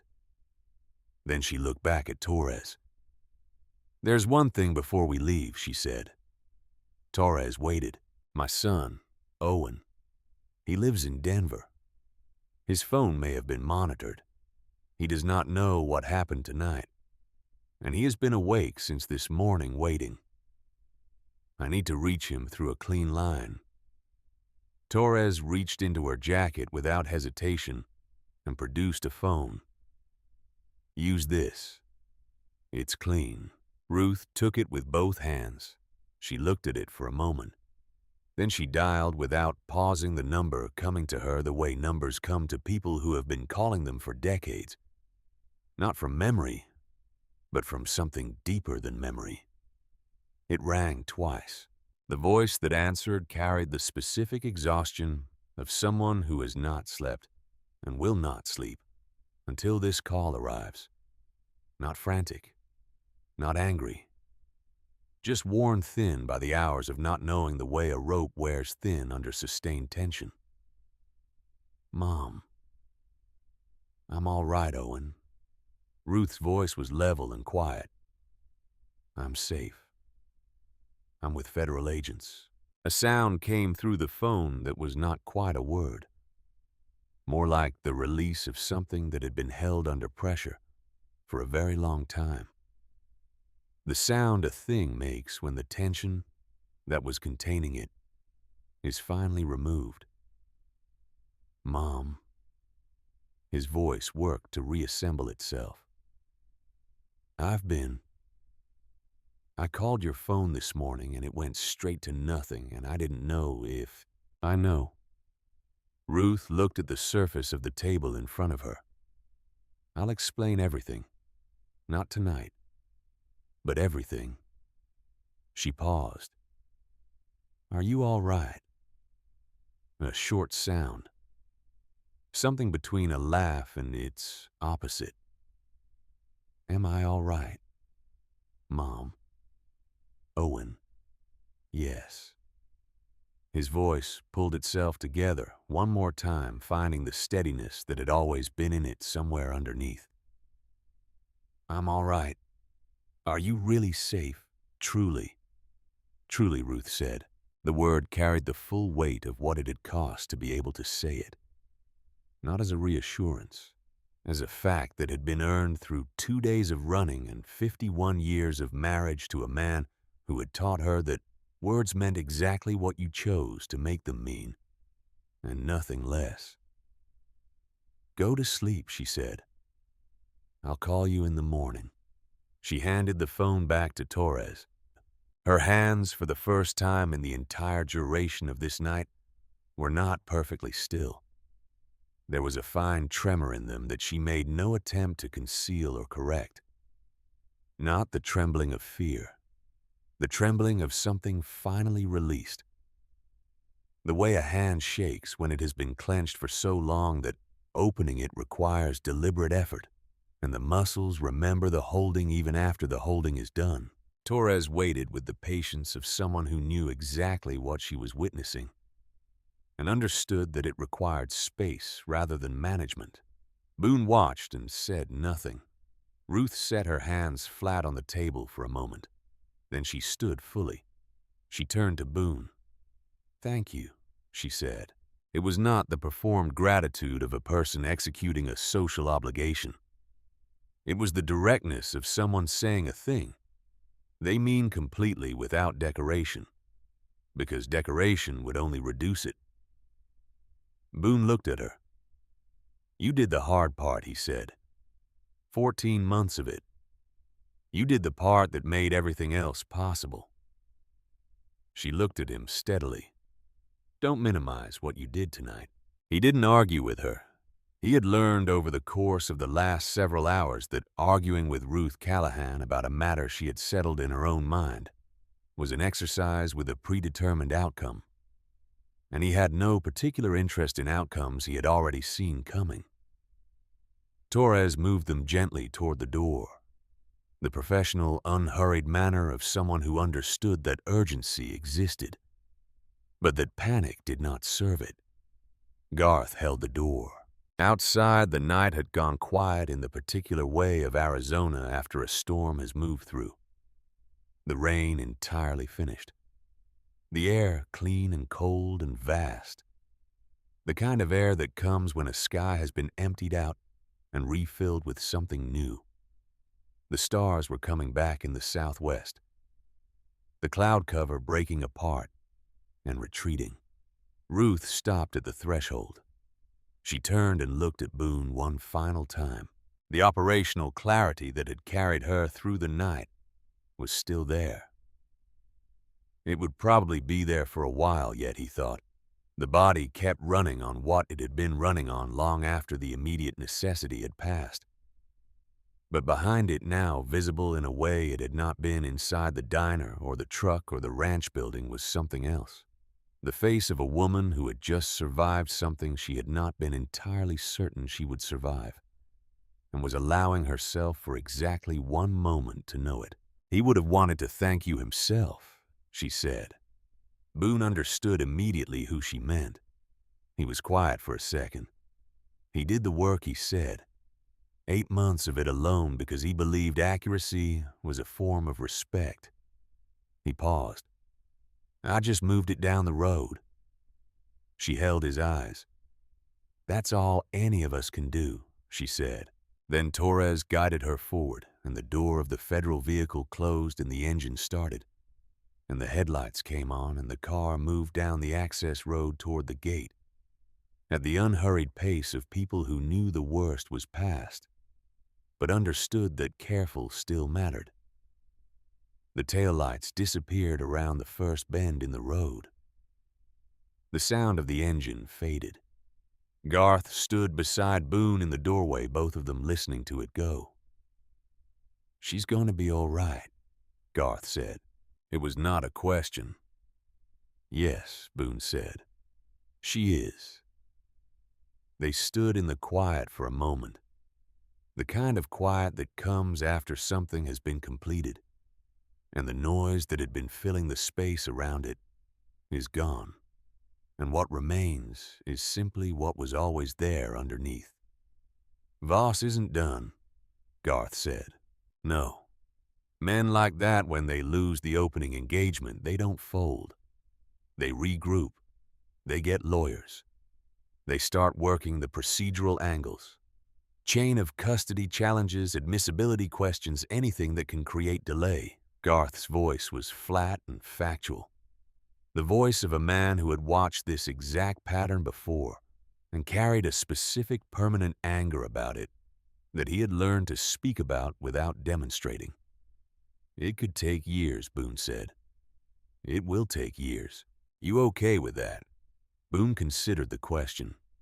He thought about Ruth's hands on the table in that ranch building, and the way she had said Edwin's name into the empty room when the upload bar went green, and the way she had walked across the floor of Harlan's diner toward the man that everyone else in the room had already decided was something to be avoided. What Voss does next, Boone said, is not my department. Getting her to the point where she could hand it over. That was my department. He paused. She got it there. That's what counts. Garth nodded slowly. Strand's good, he said. If anyone can hold it together through a long legal fight, it's her. Boone did not respond to that. He was looking at the road that led back to the gate, thinking about something else. Something that had been sitting in the back of his mind since Cody's message arrived, telling him the vehicles had gone west. The calculation Chester Voss had made standing on that highway shoulder in the rain, the 90-second conversation, the decision to pull back. A man like Voss did not make a decision that looked like retreat and intend it as retreat. He made a decision that looked like retreat, because the next position was already prepared and waiting. Boone pulled out his phone and typed 3 words to Cody. Stay in state. The reply came back in 9 seconds. Already planned on it. He put the phone away. Garth was watching him. Your people staying close, he said. Some of them. Boone looked down the dark road. She's going to Phoenix. We've got members in Phoenix. Garth was quiet for a moment. That's not something the Hells Angels usually do. Not for outsiders. The club does what the situation calls for. Boone said it simply, not defensively. This situation calls for it. Garth absorbed this. Then he said something he had clearly not planned to say. Something that came up from a different register than the one he had been operating in all night. You know what I thought when you called me, he said, before I knew anything about what this was. He stopped, considered how to continue. I thought Garth Dillon getting a call from Boone Haskell at 11 at night from a road in the desert means someone is in serious trouble. He paused. And then I thought whoever that someone is, they picked the right person. He looked at Boone. I was right. Boone looked at him for a moment. I didn't do anything you wouldn't have done, maybe Garth said. But I wasn't there. He moved back inside. Coffee's on. You want some before you ride? Boone looked at his watch. 1:15. He thought about the highway ahead of him, the long, dark miles back toward Prescott, where the chapter was staging, the cold air and the wet road, and the particular sensation of forward motion that had always been for him the closest available substitute for resolution. The way the engine took the road's problems and converted them into something manageable. The way the miles behind you became for the duration of the ride exactly that. Behind you. Yeah, he said. I'll take some coffee. They sat at the folding table for 20 minutes. 2 men who had known each other across the specific geography of mutual obligation and shared history that exists between people who have been in serious situations together and have not used each other badly in the process. They drank coffee and said relatively little. Garth told him that Strand had already initiated a formal request to bypass county and state law enforcement channels on the Callahan matter, entirely citing documented evidence of command-level compromise. That had taken her approximately 35 minutes from the moment Ruth had said Chester Voss's name. Boone thought about those 35 minutes. A federal agent awake past midnight, moving quickly and deliberately through institutional processes on behalf of a woman she had never met on the basis of a phone call, and a drive full of evidence compiled by a man who had been dead for 14 months. Moving carefully and without announcement because the system those processes were embedded in had already shown it could not be trusted at certain levels. He was almost done with his coffee when his phone buzzed. A number he did not recognize. He looked at it for a moment, let it ring twice, then picked up. Haskell, a woman's voice said, controlled familiar from the earlier call. This is Strand. He set the mug down. Mrs. Callahan is en route, Strand said. She's safe. I wanted you to know that directly. He said nothing. I also wanted to tell you something directly. Strand continued, rather than through Mr. Dillon. Another pause, slightly shorter. What you did tonight. Getting her out, getting her to a secure location. Keeping that upload running. None of that was your responsibility. None of it was your obligation. You had every reasonable basis for finishing your coffee and getting back on the road. She stopped. A lot of people would have. Boone looked at his coffee mug. She walked toward me, he said, in a room where everyone else looked away. That's not something you just let be. Strand was quiet on the other end of the line. No, she said, finally. I suppose it isn't. A pause. There's one more thing, she said. And I'm telling you directly because you should understand the full scope of what happened tonight. He waited. The attorney Mrs. Callahan mailed the backup copy to. His name is Herbert Mace. We've been trying to reach him since she mentioned him earlier tonight. We reached his office 40 minutes ago. She paused. Mr. Mace was in a car accident 2 weeks ago. He's been in a rehabilitation facility since. The documents he received from Mrs. Callahan were held in his office during his absence. When his staff went to retrieve them tonight at our request, they found the office had been broken into sometime in the last 72 hours. The documents are gone.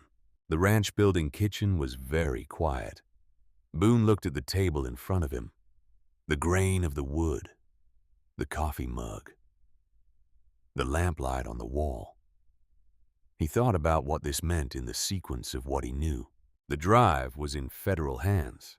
The uploaded files were on secure servers. Those were safe. But the second copy, the physical documents Ruth had mailed believing they would survive independently, had been intercepted. Which meant Chester Voss's operation had been moving on multiple fronts simultaneously, and had been doing so with a level of reach and coordination that was considerably deeper than anything that had shown itself tonight. Which meant Edwin Callahan had been right about all of it, and it had cost him everything. She believed in Edwin's system, Boone said. He told her to keep a copy in the shoe. She kept it. Strand was quiet for a moment. Yes, she said. That's exactly right. She never knew that copy was already gone, that what she was carrying in her shoe was the only surviving documentation of everything her husband spent 8 months building. Boone sat with that for a moment. He thought about 2 days of running. Cash only. Phone off since Flagstaff. 4 miles on foot to avoid a checkpoint she had decided she could not trust. An 89-year-old woman who believed she had a safety net, and had in fact had none since before she started running. Who had walked into a roadside diner on a wet night and looked around the room at every available option and walked toward the one that everyone else had already written off. The chain of faith between a dead man's instruction and a living woman's compliance had been the single thread connecting everything he had done to the place where it could finally matter. Is she gonna be told? Boone said. When she's rested. When she's settled. A pause. It won't change what she did tonight. But she should know how close it was. She already knows how close it was, Boone said. She's known since the first day. Strand said nothing to that. Mr. Haskell? Her voice shifted register slightly. I'm going to say something that falls outside my usual professional vocabulary, so bear with me. He waited. What you did tonight was not your job. It was not your responsibility.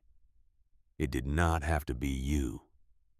And the fact that it was you and that you stayed with it from beginning to end matters in a way that I want to say plainly rather than leaving it implied.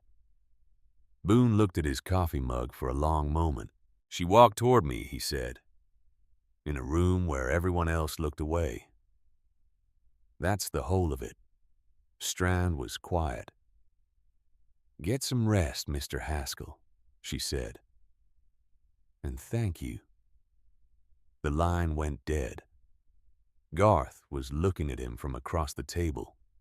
He had heard enough of one side of the conversation to read the shape of it. Mace's copies are gone, Garth said. It was not a question. Yes. Garth absorbed this with the stillness of a man who has processed bad news often enough to have developed a methodology for it. He picked up his coffee, set it down without drinking. She made it through anyway. She made it through anyway, Boone said. He stood. He picked up his helmet from the counter where he had set it when they came in and held it in both hands for a moment.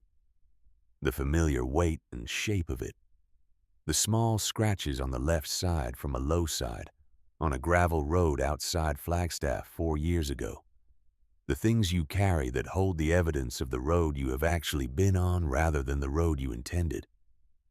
He reached into the left breast pocket of his cut. The Timex was there. Always there. The weight of it against his ribs, exactly what it always was. He took it out, held it in his palm in the lamplight of the ranch building kitchen. The scratched crystal. The stopped hands. The date window showing a date from 3 years after the last time the battery had been replaced, and the watch had still been ticking. And Danny had still been wearing it on his wrist at 19 years old. Boone looked at it for a long time. He thought about what Lyle had said in Harlan's diner. The boy wouldn't want you mixed up in this. The calculation behind those words. The specific, deliberate cruelty of using a dead young man as a lever. The research that had gone into knowing which name to say and in which tone to say it. The assumption that the weight of that name would be the thing that broke Boone's willingness to stand where he was standing. They had been wrong about what the weight meant. The weight of the watch in his hand was not the weight of paralysis. It was not the weight of guilt that bent you toward the door when a room got dangerous. It was the weight of a person who had been 19 years old and gone too early, and had never in all the years Boone had known him looked the other way when someone needed something. That was who Danny had been. That was who Boone had been trying in his imperfect and ongoing way to be in the years since. He looked at the watch one more time. Then he clenched his hand around it. Then he put it back in his pocket right against his ribs, where he could feel it when he breathed. He looked at Garth. The favor, he said. Consider it settled. Garth looked at him. Something moved through Garth Dillon's expression. That was not sentiment and not detachment, but occupied the honest ground between the two. The expression of a man who had been in enough situations to know when a thing had been completed properly. The favor I owed you, Garth said carefully, was for what you did for my daughter's situation 3 years ago. That was a different debt. He paused. Tonight you came to me. Tonight we're even on something new. He paused again. Don't make it transactional. It doesn't suit either of us. Boone looked at him for a moment. Then he put his hand out. Garth took it.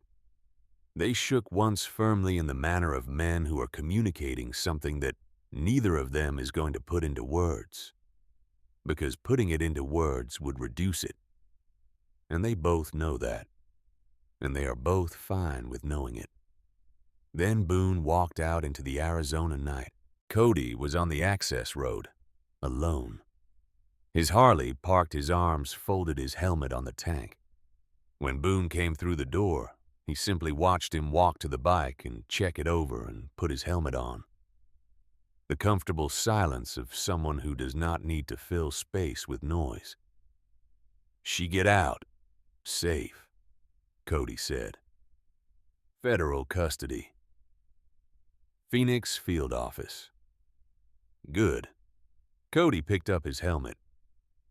"Chapter's in Prescott tonight," he said. "You coming?" Boone swung onto the bike, sat for a moment with his hands on the bars, feeling the familiar geometry of it. The weight forward and down. The balance that was not balance exactly, but the management of competing forces held in constant negotiation by the contact between rubber and road. The potential energy of a machine at rest that knew what it was for. He thought about the highway ahead. He thought about Prescott, and the chapter and the particular quality of a room full of people who had been riding together long enough to know each other, in the way you know people when you have seen them make decisions under pressure. And the decisions they made were the ones you would have made. He thought about Ruth Callahan in a federal vehicle moving through the Arizona dark toward Phoenix, toward a field office where the evidence her husband had built would spend the next several hours becoming something that could not be undone. He thought about Edwin Callahan, who had spent 8 months building that evidence alone without telling anyone, checking and rechecking, because he believed that accuracy was a form of respect, who had gone to the wrong person with the right information and had been dead 11 weeks later, and whose work had survived him because he had believed in redundancy, and his wife had believed in him. He thought about a room full of people looking away, and an old woman who had stood up anyway. He thought about Danny, 19 years old, a Timex watch with a stop battery, the weight of it against his ribs steady and familiar, the way all the things you carry eventually become simply part of the weight you are always moving with and through. The weight of saying yes. "Yeah," Boone said. "I'm coming." He started the engine. The sound of it rolled out across the quiet post-storm dark and bounced off the low hills to the north, and then dissolved into the enormous Arizona sky, which was clear now, from horizon to horizon. The last of the clouds gone east with the storm. The stars back in full and very bright. The way they are after rain has washed the air clean of everything that was obscuring them. Cody started his bike a half-second later. Together, they moved down the access road toward the gate. Boone hit the combination without stopping the numbers already in his hands. From the first time. 6421. The lock opened. He drove through and pulled left onto the gravel county road and then right again onto the main road heading north. He did not look back at the ranch building. The gate swung shut behind them. The highway appeared, and he took it without slowing the tires moving from gravel to pavement, in the specific way that pavement always felt like something settling after the unpredictability of gravel, like the road making a decision. He opened the throttle. The engine answered the way it always answered. Not a metaphor for anything, just the sound of a machine doing what it was built to do, which was move forward, which was the only direction available. Behind him somewhere a gate had swung shut on a night that would not be forgotten by any person who had lived it. Ahead of him somewhere Prescott, and the chapter and the sound of engines and men who would not ask where he had been, because some nights answered their own questions, and the answers were visible in the way a person came through the door. And somewhere south of him, moving through the desert, dark toward Phoenix, a woman was telling the truth one final time to the people who finally had the authority and the will to do something with it. The truth her husband had spent 8 months building. The truth she had spent 14 months carrying. The truth that was supposed to have been stopped at every stage and had not been stopped because one man had believed that accuracy was a form of respect, and one woman had believed in that man. And one night in a roadside diner on Route 89, The only person in the room who had not looked away was a biker who had stopped for coffee and apple pie and had nowhere else to be. None of them had planned any of this. Not the man who wanted coffee and had 11 hours of road in his bones and kept a dead boy's watch in his pocket on the anniversary of losing him. Not the former federal agent who still answered calls at midnight because some habits did not stop when the badge went into a drawer. Not the FBI agent in Phoenix who had picked up on the second ring because the situation warranted it, and she was the kind of person who understood when a situation warranted it. Not the rider who had come out of the dark on a service road with his headlights off and handed over his jacket without being asked. They had simply been the people who were there, and they had chosen each in their own way, without announcement or agreement, to do the thing the moment required. That is the truth about what happens on the nights that matter. The nights do not arrive with instructions. They arrive in the middle of ordinary things in roadside diners and ranch buildings and unmarked access roads, wearing whatever they happen to be wearing, equipped with whatever is available. They ask their question without warning, and the question is always the same, and the answer is always the same. And the answer is simply this: you either stay or you don't. Edwin Callahan had known that. He had proved it with 8 months of meticulous and solitary work, and he had paid for it with his life, and his wife had carried what he built because she had trusted him. And that trust had been the thing that held everything together when everything else had been stripped away. And on a wet night in Arizona in a diner called Harlan's on Route 89, that trust had finally made it to the other side. Cody held his position a half bike length behind. On the left, the second headlight moving in the same rhythm as Boone's, the two of them falling into the automatic formation of riders who have covered enough road together to do it without thinking about it. The wind came off the desert clean and cold and smelled like wet sage and open space, and the particular freshness of air that has been washed all the way through. The highway ran straight ahead, and Boone ran with it, the engine steady beneath him, the stars very clear above the road, unreeling in the headlight, like something being revealed rather than consumed. The watch in his pocket, the road in front, everything else exactly where it needed to be. He did not slow down.